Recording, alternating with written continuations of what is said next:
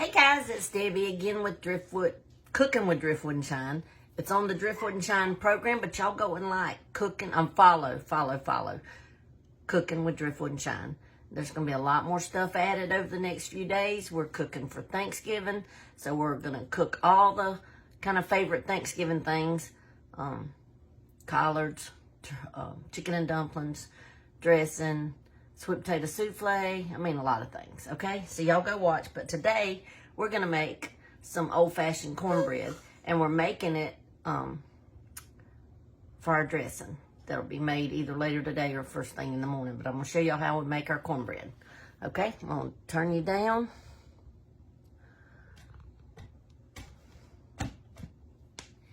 There we go. Now, we're Alabama King people. I know a lot of people like Hoover's and a lot of the other ones, but we like Alabama King.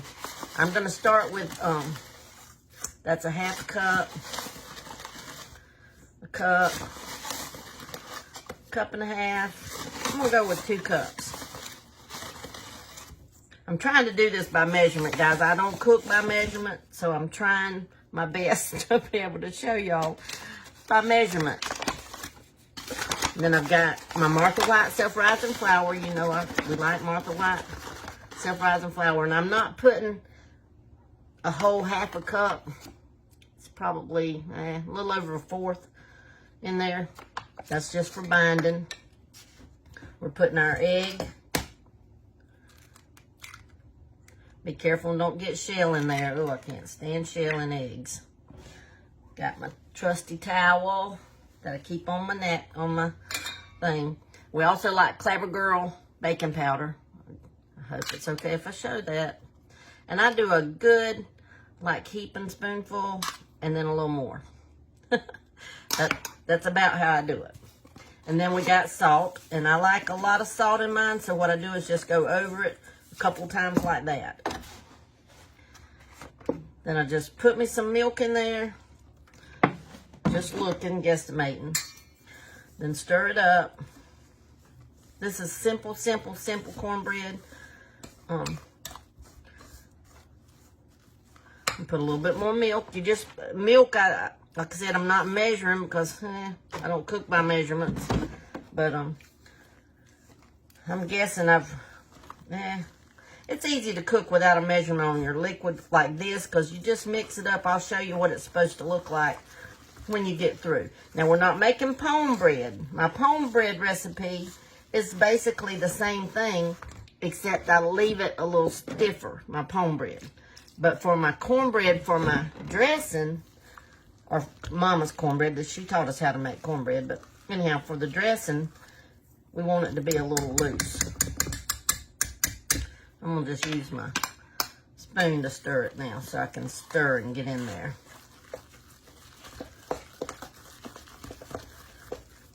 That's about the consistency of my pone bread recipe.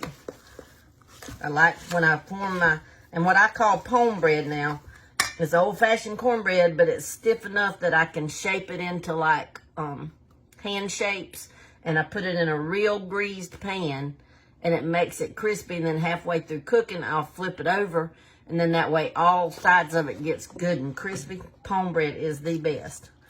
But I want a little more liquid for my cornbread for my dressing. And I'm just making 1 pan. Normally, when I make dressing, I'd make 2 pans, but we're only cooking a small pan this time because we're going to eat our Thanksgiving Monday here because Sonny's going to be working. I'm going to put just a little bit more. You'll just see. You have to just keep adding your milk until you get it to the consistency you're looking for. You know, that's what you're doing. And I'm teaching you how we make it. And you'll see our consistency when I get it where I want it. And this is it. This is where I want it. So let me show you when I get it stirred up. I don't know if you can tell how loose it is. But when you do it, it'll kind of run off like that. See? And like my pone bread recipe wouldn't do that. My pone bread recipe would just plop in one big old plop. Now, I've got just a little bit of grease. Well, little more than a little bit of grease in the bottom of my pan, but then I've also greased all around my cast iron. And I cook my cornbread in cast iron. You don't have to. You could cook it in a cake plate pan even. I'm just putting it in here. Then I'll put it in a preheated oven that's been preheated to 425. I cook my cornbread at 425, and I cook it approximately, I don't know what time to tell you because you smell cornbread. That's terrible, but I'm going to say check it after about 10 minutes. It won't be ready at 10 minutes, but go ahead and check it at about 10 minutes. And then you can, get an idea, and then set your timer for another like 5 minutes, and then check it again, okay?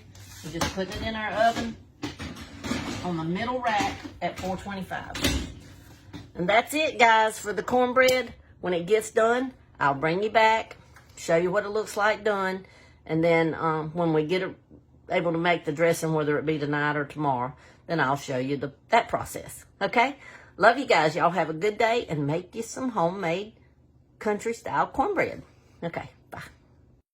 Hey, guys, it's Debbie again. Coming back now. We've got our cornbread done. I wanted to show you what it looks like.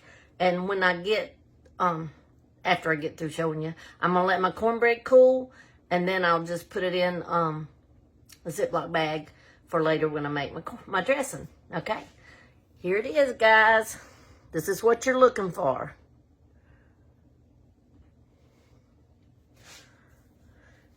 It's quite hot, but that's what you're looking for. See, it's all cooked, and it smells so good. But I'll let that cool now, and then we'll come back later and make the dressing and show you how to do that. That's how you make some good old Southern cornbread. All right, guys. Love you. Bye.